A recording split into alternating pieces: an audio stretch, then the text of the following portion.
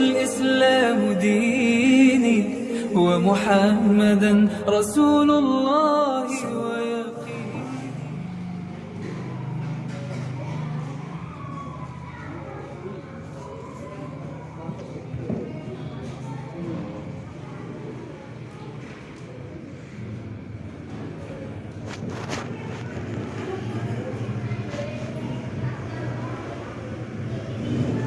Assalamualaikum warahmatullahi wabarakatuh.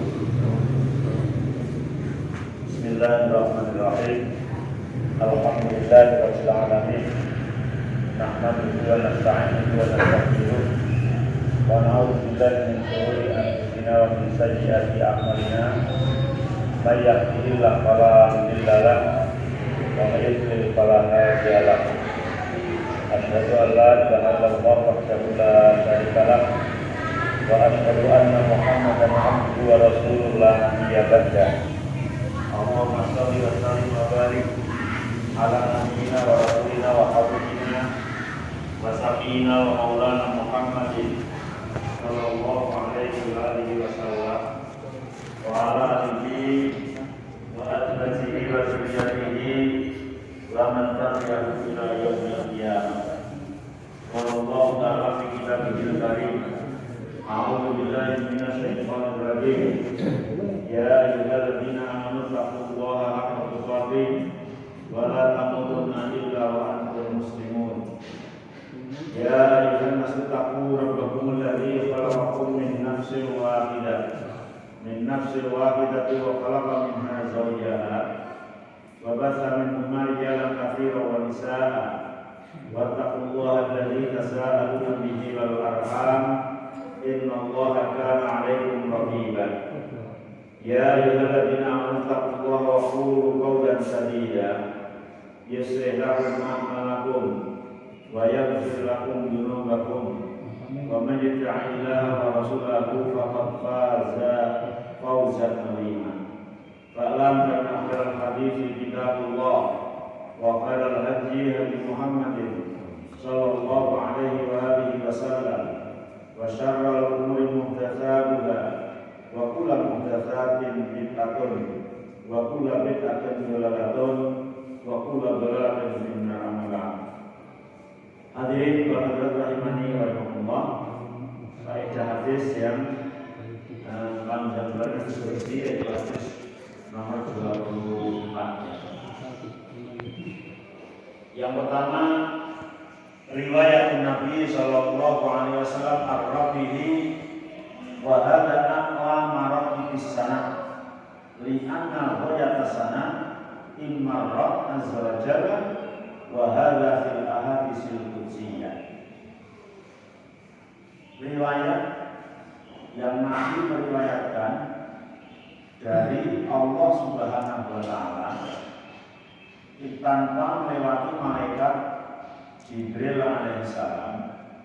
Ini kalau kita bicara sanad adalah aqwam maratibus sanad yang tertinggi. Karena nanti kalau dalam ilmu hadis itu ada istilah hadis qudsi, kemudian ada istilah marfu, kemudian ada istilah mauquf. Hadis qudsi berarti firman Allah, qaulullah yang disampaikan oleh Allah kepada Rasulullah tanpa melalui malaikat Jibril, jadi syaratnya langsung nyambung. Kemudian yang kedua marfu itu qaulu Rasulillah, pengendikannya Rasulullah Shallallahu Alaihi Wasallam, atau yang disebut dengan hadisul qauli. Kemudian yang ketiga mauquf. Mauquf itu dibagi dua, ya. Mauquf lafzi, kemudian mauquf maknawi. Mauquf lafzi adalah ucapan para sahabat, kemudian mauquf maktub adalah ucapan para tabi'in. Jadi misalnya ada hadis di situ kok qala Ibnu Umar misalnya, nggak sampai kepada Nabi, maka namanya mauquf, berhenti pada ucapan sahabat. Bisa jadi sahabat melihat Rasulullah SAW, kemudian sahabat berkomentar. masuk ke dalam kategori hadisul fikri. Kemudian ketika ucapan itu berhenti pada tabi'in, maka disebut maqtu'. Tapi kalau ucapan itu sampai Allah, tapi tidak ada di dalam Al-Quran, atau langsung dari Rasulullah SAW menerima dari Allah Subhanahu wa Ta'ala, maka namanya hadisul qudsi. Maka hadis yang ke-24 ini Rasul mengatakan qala Allah, tapi tidak ada di dalam Al-Quran, maka disebut hadisul qudsi, dan ini adalah a'la maratib syarah, sanad yang tinggi. Wa idza rawaina asaran an Umar bin Khattab fa nusammihi mauqufan li'annahu sahabi. Ketika kita mengatakan qala Umar bin Khattab, kemudian tidak diteruskan sampai qala Rasulullah, qala Ibnu Mas'ud, qala Abu Bakar As-Siddiq, kemudian langsung ke poin pembicaraan yang dibahas, tidak mengatakan an Rasulullah, maka namanya mauquf. Wa idza ra'ayna ataran an mujahid fa nusammihi maqtu'an li'annahu tabi'i. Misalnya qala Mujahid, qala Ibnu Musayyab, berarti itu namanya maqtu' karena berhenti kepada para tabi'in. Nanti kemudian ada istilah mauquf lafzi, marfu' ma'nawi. Lafalnya adalah dari para sahabat, tapi yang dimaksud maknanya adalah dari Rasulullah Shallallahu Alaihi Wasallam. Kemudian inna ahsana ma yuqalu fil hadisil qudsi innahu marwahu Nabi sallallahu alaihi wasallam ar-rabbihi wa lam tasilu ala hadha wa lam hasu hal huwa min qaulillahi lafzan wa ma'nan aw min qaulillahi ma'nan, ya, wa min lafzi Nabi sallallahu alaihi wasallam. Kemudian dalam hadis qudsi kemarin dibahas tentang ikhtilaf, apakah hadis qudsi itu lafal dan maknanya langsung dari Allah atau lafalnya dari Nabi yang menyusun kata-kata, hanya maknanya saja yang dari Allah Subhanahu wa Ta'ala. Maka hal yang seperti itu adalah ikhtilaf, tidak perlu dibahas panjang lebar. Lihat ada fihi nau'un min at-takalluf wa qad uhina 'anil takalluf wa uhina 'anil tahaqqu wa 'anil ta'ammud. Dan itu adalah merupakan hal yang tidak begitu penting membahas apakah lafalnya dari Allah, apakah lafalnya dari Rasulullah, apakah yang dari Allah yang maknanya saja, atau makna dan lafalnya semuanya dari Allah Subhanahu wa Ta'ala. Yang ketiga, isbatul qawli lillahi azza wa jalla wa hadha kasirun fil Qur'anil Karim wa huwa dalilun ala ma dhahaba ilaihi al-sunnah min anna kalamallahi yakunu bi sautin idza yutlaqu qaul ila al-muslim. Menetapkan ucapan Allah Subhanahu wa Ta'ala dalam hadis ini berarti mengandung pelajaran dan faedah. Kita wajib menetapkan qaul atau ucapan, atau kalau kita sebut firman Allah. Walaupun kalau kita ada bahasa tersendiri, ketika ke Allah itu namanya firman, ketika ke Rasul namanya sabda, ketika ke ulama namanya ucapan, sebenarnya sama. Hanya mungkin di bahasa kita kayak di bahasa Jawa misalnya itu ada matur, kalau orang tua kepada anak kecil atau kepada guru di bawahnya, ada ngendiko kalau dari anak kecil ke orang tua, dan seterusnya, ya. Sebetulnya ya sama, qaul, ya, ucapan, walaupun kemudian kadang-kadang akhir zaman itu ada orang yang kadang mengaplikasikan bahasa mungkin dalam rangka untuk terkenal dan sebagainya, kemudian berbalik-balik. Misalnya ada novel judulnya menjadi sabda-sabda cinta, itu saya tidak tahu ya. Ada ayat-ayat cinta itu kan. Padahal kalau dari zaman dulu itu kan sabda itu untuk Nabi, firman itu untuk Allah. Nah ayat itu berarti Al-Quran itu ya. ada ayat-ayat cinta. Nah, mungkin karena itu dia biar ada sensasi, biar terkenal itu ya kan. Jadi kita menetapkan qaulullah, artinya bahwa Allah itu bersuara. Hanya suaranya Allah itu beda dengan suara makhluknya.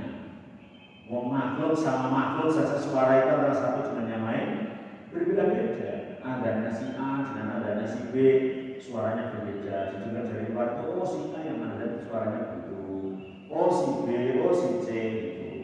Begitu juga antar makhluk dengan makhluk, suara manusia dengan suara selain manusia yang berbeda. Ya, apalagi suara Allah, ya Allah itu bersuara karena ada kalamullah, qaulullah, artinya firman Allah itu ya ucapan Allah. Hanya ucapan Allah itu ya beda dengan ucapan makhluknya. Nah, terus Al-Quran dan hadis qudsi itu semuanya adalah diserap dari firman Allah, dari ucapan Allah Subhanahu wa ta'ala. Fa in qala qa'il Allah ta'ala yaqulu wa yaquluna fi anfusihim laula yu'adzibuna Allah bima naqul wa hadha qaulun yaqulunahu bi qulubihim. Misalnya dalam surat Al-Mujadilah Allah berfirman wa yaquluna fi anfusihim laula yu'adzibuna Allah bima naqul. Mereka pada mengucapkan di dalam hati-hati mereka, andai kata Allah tidak mengucapkan dengan apa yang tidak menyiksa dengan apa yang kami ucapkan. Hadza qaulun yaqulunahu bi qulubihim. Itu kan ucapan yang ada dalam hatinya. Maksudnya gimana? Bala lakin hadzal qaul wa yaquluna fi anfusihim wa ma ila taqul qaul fal qur'an bihi ma yusma. Bahwa yang disebut dengan ucapan masuk dengan kategori ucapan itu ketika ya sudah diucapkan. Maka ketika apa yang masih terpendam dalam hati belum merupakan ucapan, maka ini bisa ditetapkan dalam beberapa kaidah ilmu fikih. Misalnya ya, ilmu fikih itu ada beberapa hal yang supaya dikategorikan sah atau batal itu kita sudah diucapkan. Misalnya akad nikah, misalnya walinya bilang angkah buka wa uzawi juga binti bimahri ala bisolati halan. Terus kemudian calon pengantin lakinya menengahi. Ketika ditanya sama penghulunya itu menengahi, sudah saya kabuli dalam hati, itu tidak sah. Karena qabul itu supaya sah harus diucapkan. Jadi mana-mana yang memang harus diucapkan, ya diucapkan. Sebelum diucapkan belum bisa ditetapkan sebagai hukum. Misalnya jengkel sama istrinya, terus anak-anak roh. Kalau begitu sudah cerai aja, tapi jangan roh. Ya enggak tercerai ya. Karena belum diucapkan. Jadi banyak hal yang kemudian bisa dihukumi menjadi ketetapan hukum itu setelah diucapkan. Maka qaul itu adalah merupakan hal yang diucapkan. Walaupun ucapan Allah dengan ucapan kita berbeda. Ketika Allah berfirman kepada Nabi Musa alaihissalam di atas gunung Sinai yang didengar oleh Nabi Musa alaihissalam, maka Allah bersuara. Hanya suaranya seperti apa tidak dijelaskan kepada kita. Ketika Allah berfirman kepada Rasulullah SAW di Ars ketika Isra Mi'raj, ya kemudian Allah memerintahkan sholat 5 waktu dan puasa 1 bulan di dalam bulan Ramadan. Allah berfirman berkata kepada Rasulullah SAW, hanya perkataannya seperti apa tidak dijelaskan kepada kita. Pada selanjutnya Allah Ta'ala qadirun ala dzulmi lakinnahu harrama ala nafsihi li kamali adilihi atau adilihi. Allah mampu untuk berbuat dolim, tapi dalam hadis qudsi ini Allah mengharapkan dolim terhadap dirinya. Itu menunjukkan kesempurnaan sifat adilnya Allah Subhanahu wa ta'ala. Sifat adilnya Allah Subhanahu wa ta'ala. Allah mampu berbuat dolim. tapi Allah tidak akan berbuat zalim karena Allah Maha Adil. Dan yang paling adil adalah Allah Subhanahu wa taala. Annahu law kana ghairu qadirin alaih lam yasun ala nafsihi bitahrim dzulmi li'annahu ghairu qadir. Kalau Allah tidak mampu berbuat zalim, berarti Allah tidak maha. Makanya Allah mengatakan mampu atas zalim, tapi mengharapkan atas dirinya, maksudnya tidak akan berbuat zalim terhadap hambanya. Kemudian pada selanjutnya ana min sifatillahi ma huwa manfiyun mislul dzulmi walakin iklam annahu la yujadu fi sifatillahi nafdun illa li syuhudin bihi. Sifat Allah itu ada yang namanya sifat isbat, kemudian ada yang namanya sifat manfi. Sifat isbat itu sifat yang ditetapkan, sifat nafi itu adalah sifat yang dinafikan.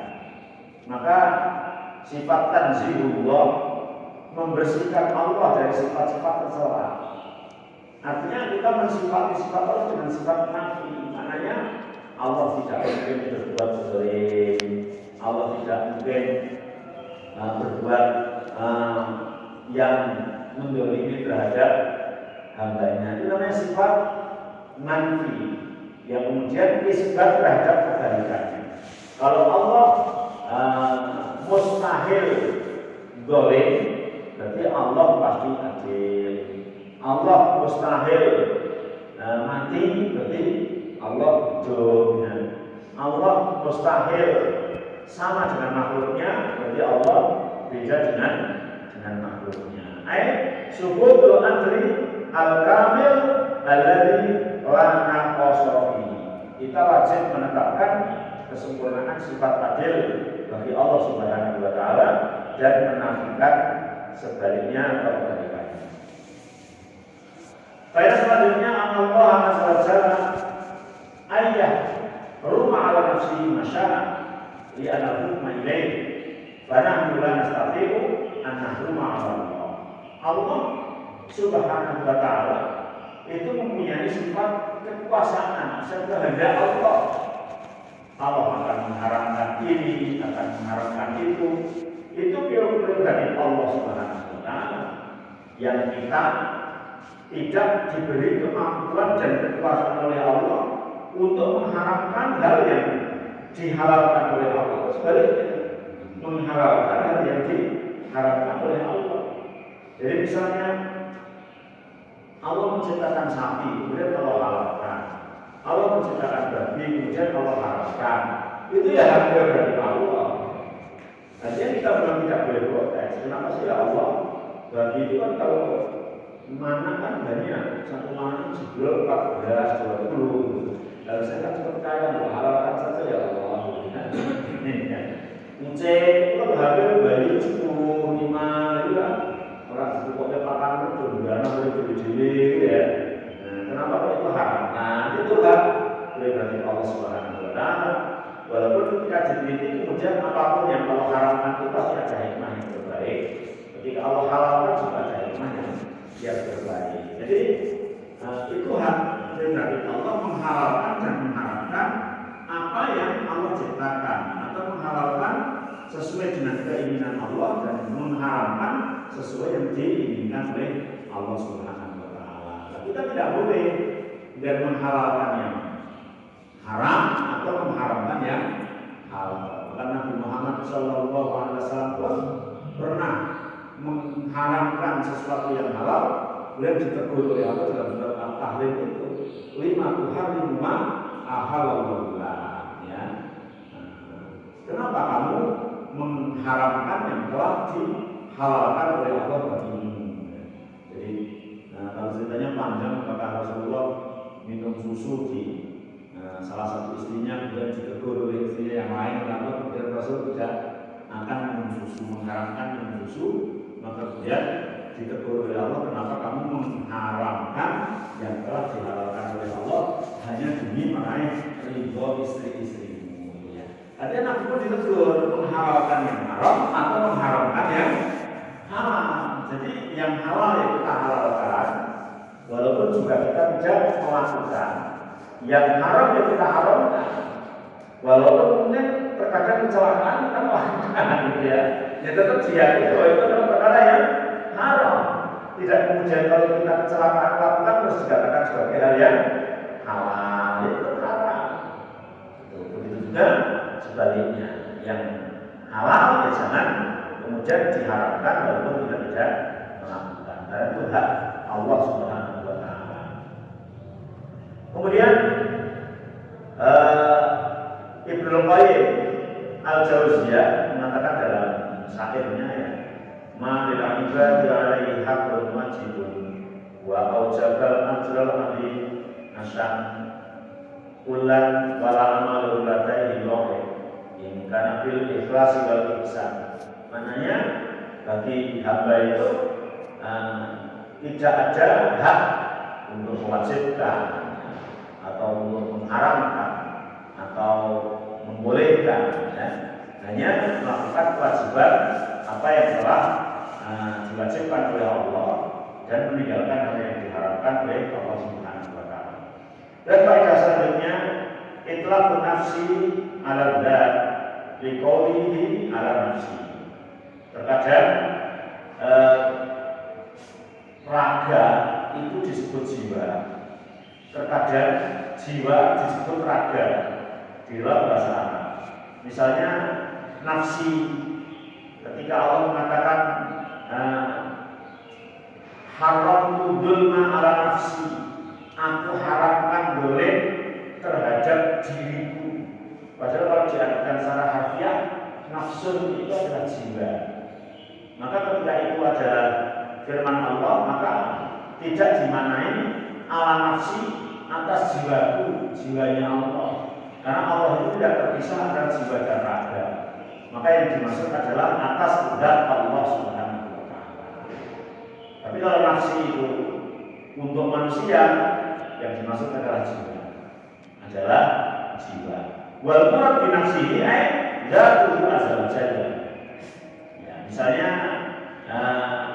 Rasul mengatakan haram dzulma ala nafsi, maksudnya adalah aku mengharamkan zalim terhadap zatku, terhadap diriku maksudnya. Kalau Allah Ta'ala wa yuhadirukumullah nafsa. Nafsa itu artinya di situ juga zatnya Allah Subhanahu wa Ta'ala. Karena nafas yang ada di dalam zat Allah itu tidak seperti nafas di dalam sifat-sifat makhluknya. Jadi beda dengan yang ada pada sifat makhluknya. Kemudian Allah Ta'ala harrama dzulma bainana wa ja'aluhu bainakum muharraman. Allah mengharamkan zalim terhadap zatnya Allah, dan Allah mengharamkan zalim di antara hambanya. Yasmilu dzulmil insan nafsa wa dzulmi ghairihi. Baik itu zalim terhadap dirinya sendiri maupun zalim terhadap orang lain. Zalim terhadap dirinya sendiri berarti tidak memberikan hak pada dirinya sendiri. Itu termasuk zalim. Misalnya kita sekarang mau ibadah terus sehingga kita sampai tidak tidur, sampai tidak makan, ya. Hak-hak diri kita tidak diberikan, itu berarti termasuk zalim terhadap dirinya sendiri. Sudah tidak boleh. Ataupun zalim mengambil hak orang lain, mengambil hak orang lain. Lagi dua firman asal adhar. Lalu kemudian yang lebih ditekankan di sini adalah makna yang kedua, itu zalim mengambil hak lain. Ayat fala yadlimu ba'dukum ba'dhan. Jangan salah satu dari kalian menzalimi kepada yang lain. Salah satu dari kalian menzalimi yang lain, artinya mengambil hak orang lain sekecil apapun. Karena yang namanya zalim ketika pada dirinya sendiri adalah meletakkan sesuatu yang tidak pada tempatnya. Itu zalim, meletakkan sesuatu yang tidak pada tempatnya. Dan ketika zalim itu kepada orang lain adalah mengambil hak orang lain tanpa izin, mengambil hak orang lain tanpa izin. Hak itu bisa maliyah, hak itu juga bisa kehormatan. Kalau maliyah itu ya mengambil harta orang lain. mengambil mal orang lain, ya, mengambil kekayaan orang lain tanpa izin, itu dolim. Maka di antara dolim itu ya karena mengambil hak orang lain itu ya misalnya paling kecil kita berjalan di jalan, baik jalan kaki atau naik sepeda motor atau naik mobil di Indonesia, minggir di sebelah kanan, itu kan menjadi satu ini ya. Karena kalau di Indonesia di jalan itu minggirnya harus sebelah kiri, terus karena ada sebagian jalan itu kodarullah yang kiri jelek, yang bagus yang kanan, gitu ya. Ini bahasa dalam orang jalan, yang kanan itu bukan jalan kita yang kiri, itu mengambil jalan orang lain, itu termasuk boleh. Apalagi kemudian yang dari sana sampai nggak dapat jalan, atau kita parkir di jalan yang jalan itu bukan milik kita tapi milik bersama, sehingga orang yang mau lewat terganggu, itu juga boleh. Atau kita bakar sampah, bakarnya di halaman kita, tapi kebunnya lari-lari ke orang lain, itu kan juga mendolimi. Atau merokok, kalau merokok itu bisa mendolimi double, ya, mendolimi dirinya sendiri, ya, karena membuat dirinya sakit, kemudian ketika di tempat umum, kemudian asapnya itu masuk ke hidungnya orang lain, jadi mendolimi orang lain. Banyak dolim dan itu adalah yang dilarang oleh Allah. Fala tadzalam, dan jangan sampai kalian itu saling mendolimi. Banyak ya, ada orang yang di ruangan bareng-bareng atau apa, terus kemudian buang angin tanpa izin, tanpa keluar di situ. Kemudian orang satu ruangan bau semua, itu lah dolim. Walaupun ketika ditanya sih itu sopo orang masih aku gitu ya, tapi jelas yang buang angin itu dolim. Kalau yang lain nggak terima dosa, gitu ya. Ya, makanya ketika mau buang angin ya keluar izin, gitu ya. Sama ketika mau buang air itu gitu. Nah, kadang orang itu kan malah jauh, bukan di situ saja. Lah yang punya mungkin bau nggak apa-apa, baunya sendiri, gitu ya. Tapi orang lain mendem. Iya. Nah, jadi kalau kita berbicara dolim, banyak sekali. Nanti mengambil hak orang, atau mengganggu kenyamanan orang lain. Orang lain menjadi tidak nyaman, orang lain menjadi terganggu disebabkan karena kita. Maka hal yang seperti itu harus diminimalisir, ya, disedikitkan. Apapun banyak sekali kalau kita berbicara tentang dolim terhadap orang lain. Ada itu punya TV atau punya tape atau setel gitu ya. Walaupun nyetelnya yang bagus misalnya lokal, tapi nyetelnya buatan sampai tetangganya terganggu gitu. Atau nyetel nggak juga sama orang lain terganggu. Wajib ala amren. Wabicar dulu ni ala nafs, aikil tarjam dari atas belah balatan limin dosaya. Imaman wajibin lewat, wajibman tahmiluhuma layajibu alaih. Imaman wajibin lewat. Dolim itu bisa jadi kita menyia-nyiakan kewajiban yang harus ditunaikan kita untuk orang lain. Misalnya seorang suami wajib memberikan nafkah terhadap istrinya, ternyata ditinggal merantau, istrinya tidak pernah dikirimi misalnya. Nah, biar makan diri ini namanya doa, karena kita meninggalkan apa yang Allah wajibkan terhadap kita. Orang tua, perempuan misalnya harus menyusui anaknya, ternyata anaknya tidak disusui, padahal susunya itu airnya juga mengalir. Namanya dolim, karena menyusui anaknya itu wajib minimal 2 tahun dari sejak lahir, kecuali halangan gitu ya.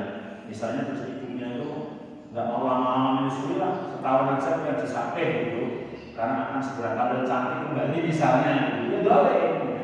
Karena minimal harus 2 tahun yang disebutkan di dalam Al-Quran. Kecuali mungkin ada udzur syar'i, misalnya ibunya penyakit itu TBC apa itu kan harus hanya sekian menyusuinya, kalau lebih dari sekian bulan maka nanti akan menularkan. Itu beda namanya karena ada udzur syar'i. Wa imma tahmiluhu ma la yajibu alaihi, dan terkadang malah tahmiluhu ma la yajib, sesuatu yang sebenarnya tidak diwajibkan atas kita, tapi kita memaksakan diri, itu pun juga termasuk bagian dari kezaliman. Antara asahsanin gairin alaika falatwafi automatil bihi, atau kewajiban yang ditunda itu kita tidak segera bayar hutang. Misalnya kita hutang janji bayar 1 bulan, setelah 1 bulan ditagih mau nyawer lagi, itu boleh, gitu ya. Malah harus juga ya bayar mau tagih percaya ya aku, iya boleh. Kok dia suka sanggup 1 bulan kok? Nah setelah ditagih malah masuk, gitu ya. Itu juga termasuk boleh. Kemudian wa misal sari ka antaka alaihi daiman batati syahadat zur, atau orang menuduh orang lain bukan pada dirinya, padahal tidak, itu juga menzalimi. Orang lain tidak punya kewajiban atas kita, seolah-olah dibebani punya kewajiban atas kita. Itu juga termasuk bagian kezaliman. Wa bihadza anifu udwana wa dzulman wa dhalalan ulaika al-muwarrithina alladziina yattaquna 'ala amwalil kufar. Jadi bahwa sesuatu yang kemudian merugikan orang lain, mengambil hak orang lain, itu adalah merupakan sebuah kezaliman. Kemudian faedah selanjutnya annal insan ila Allah, sesungguhnya setiap manusia itu adalah sesat kecuali yang ditunjukkan oleh Allah Subhanahu wa taala. Kalau Allah tidak menunjukkan, adalah orang itu semuanya sesat. Ya, makanya kita dianjurkan untuk selalu meminta hidayah kepada Allah Subhanahu wa taala, yang setiap harinya minimal 17 kali kita mengucapkan ihdinas siratal mustaqim, tunjukkan kami ke dalam jalan yang lurus. Kemudian sebetulnya setiap manusia lahir itu ya atas fitrah petunjuk dari Allah Subhanahu wa taala. Atas fitrah petunjuk dari Allah Subhanahu wa taala. Kalau tidak ditunjukkan oleh Allah, maka niscaya kita akan semuanya tersesat.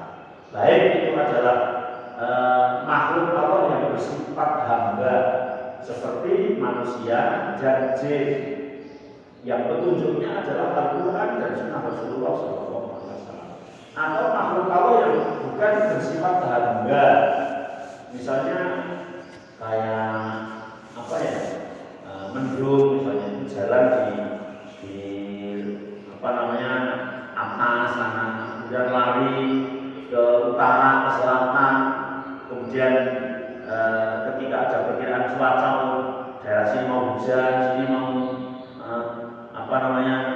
mendung saja dan seterusnya, itu karena makhluk-makhluk Allah tersebut adalah atas petunjuk dan hidayah Allah Subhanahu wa taala, sehingga tidak berjalan sekehendaknya.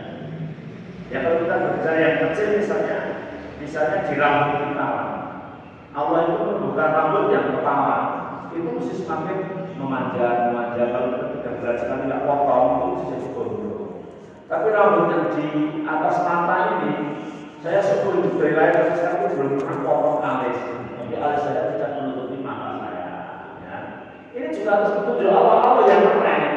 Ya kok ini enggak gondrong kayak sini, gitu ya. Nah, begitu juga bulu mata yang namanya ini hidupnya. Ini yang tumbuh di atas mata itu menurun ke atas, yang tumbuh di bawah mata menurunnya ke bawah. Yang tidak pernah kebalik. Ada yang ingin menurun ke atas, yang atas menurun ke bawah, anjing menutupi matanya juga ada.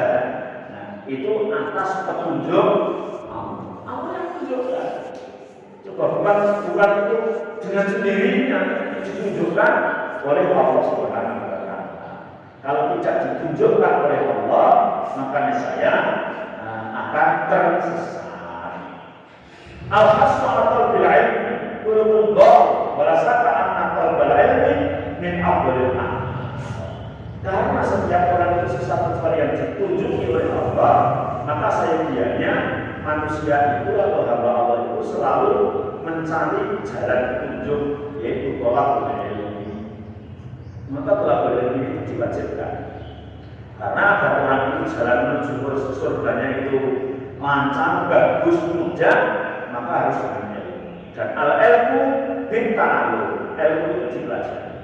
Tidak mungkin ilmu itu jalan sendiri. Anak kecil baru lahir, kemudian dikasih oleh Allah modal bisa nangis supaya dia bisa manggil papa, mama, bapak, ibu juga harus belajar. Supaya dia bisa berjalan juga harus belajar. Kemudian ketika besar bisa